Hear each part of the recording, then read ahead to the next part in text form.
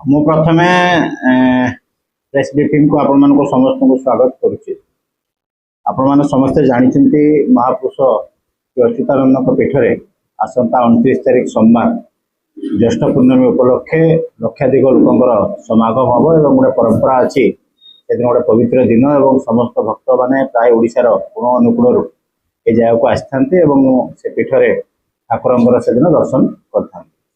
तो जेहेतु बहु लोकंर समागम हम एवं पीठटी जो जगार अच्छी रास्ता संजोग जो करुच्ची बहुत संकीर्ण अच्छी से आम पुलिस व्यापक बंदोबस्त आम करूँ।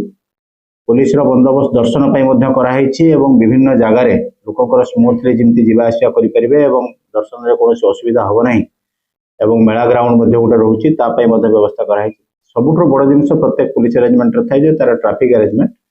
तो जेहेतु बहुत लोकंर लक्षाधिक लोकंर समागम हम तापाई बहुत जानवाहन 2 चकिया जान पाखु आरंभ करके 4 चकिया जान पर्यंत बहुत प्रकार जानवाहन लोक मैंने नहीं जगह को आसवे। तेणु से प्रत्येक जानवाहन प्रत्येक दिगरु जो मैंने जानवाहन नहीं दर्शन आसवे समस्त विभिन्न जगार पार्किंग सुबंदोबस्त कराई।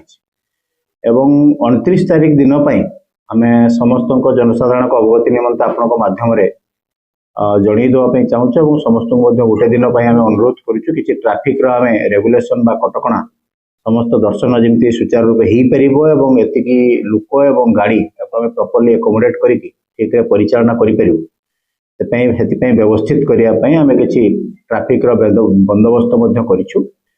तो से ट्राफिक जो बंदोबस्त होती से विषय आम आज आपन को सूचना देवु जनसाधारण को जानापी।